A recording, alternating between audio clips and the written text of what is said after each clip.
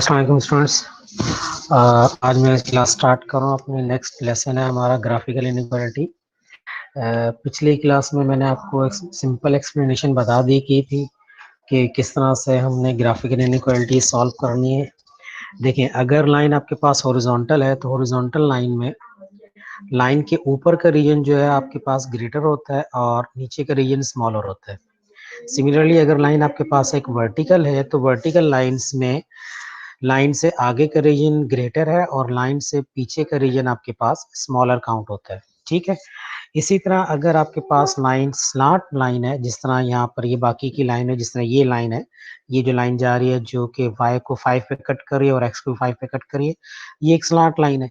तो इस लाइन के लिए हम ये कहेंगे कि इस लाइन से नीचे का रीजन जो होगा वो आपके पास स्मॉल होगा। जिस तरह अगर मैं इस लाइन से कहूँ कि ये जो अनशेडेड रीजन है, व्हाइट वाला रीजन, ये इस लाइन से नीचे की तरफ है, तो ये लाइन से अगर नीचे की तरफ है तो हम ये कहेंगे कि ये स्मॉलर है।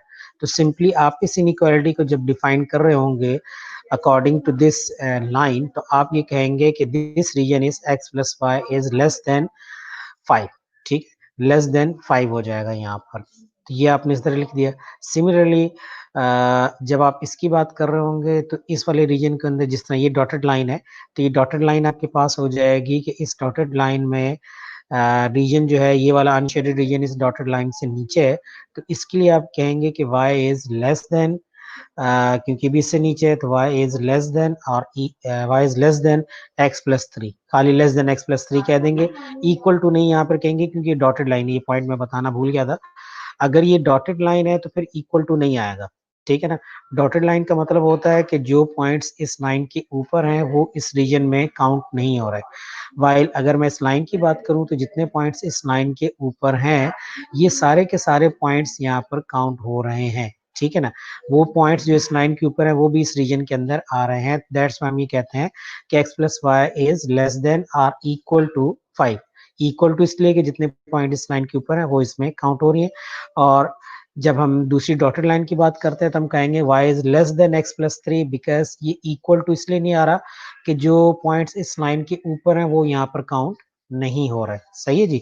इस तरह करके पूरी इनइक्वालिटी आपके पास आ जाती है। इसको आप इस तरह से कैलकुलेट कर सकते हैं थ्रू आउट। सारी इनइक्वालिटीज आपके पास आ जाएंगी। ठीक है।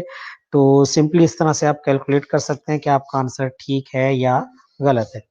इसमें एक चीज मैं और भी आपको बता दूं साथ में कि आपने लेट सपोज कुछ भी क्वेश्चन अपना लिख लिया और क्वेश्चन लिख के आपने कह दिया इनक्वालिटीज आपने कैलकुलेट करनी है। अब आपको वेरिफिकेशन कैसे पता चलेगी इसकी कि क्या मेरा क्वेश्चन सही है या गलत है, मैंने आंसर सही आया कि गलत आया। तो उसकी वेरिफिकेशन का भी एक मेथड है। आप सिंपल ये करेंगे, आपके पास ये पूरी ग्रेड है आपके पास, ठीक है। इस रिक्वायर्ड रीजन की जिसकी बात की जा रही थी इस एग्जाम्पल में, आप इस रिक्वायर्ड रीजन के अंदर कोई सा भी एक पॉइंट कैलकुलेट कर लें, कोई सा भी एक पॉइंट पिक कर लें। लेट सपोज इस रीजन के अंदर हो, लेट सपोज मैंने x1 और y2 वो वाला पॉइंट यहाँ पर होगा इस जगह पर, तो मैंने 1 और 2 वाला पॉइंट यहाँ पे कैलकुलेट कर लिया। और इस पॉइंट को अगर मैं बात करूं कि जी x1 है और y2, इस पॉइंट को इनसाइड द रीजन में डिफाइन करूं, तो कैसे डिफाइन करूंगा इनसाइड द रीजन। तो अब आपने जो भी इनइक्वालिटीज ली, यहाँ पड़ता है x1 है और y2 है जो कि इस रीजन के अंदर है, x1 और y2। अब आपने इसको अपने पास कहीं लिख लें कि जी x1 है और y2 है। अब इसको आप अपने पास जो आपने इनइक्वालिटीज बताई उनमें जरा रखें। x आपने रखा 1, तो यहाँ पर जिस तरह ये नीचे लिखा है for x is greater than और इक्वल टू 0, x की जगह 1 लगा।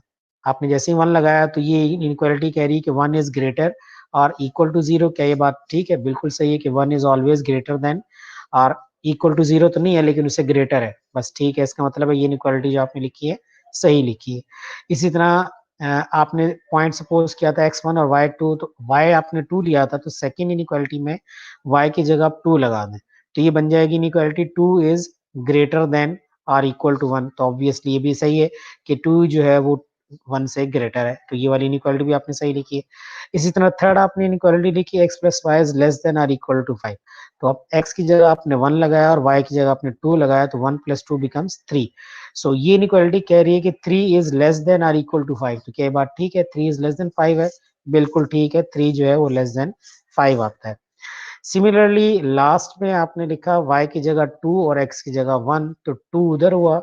2 इज लेस देन 1 प्लस 3 4, तो 2 इज लेस देन 4। क्या ये बात ठीक है? बिल्कुल ये बात भी सही है कि 2 इज लेस देन 4 होता है, तो इसका मतलब ये चारों इनइक्वालिटीज आपने सही ली हैं।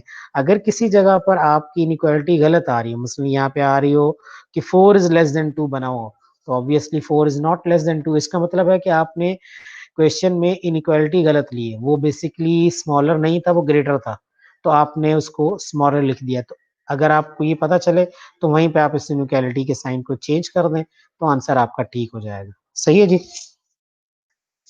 आई होप के समझ में आ गई होगी आपको। ठीक है।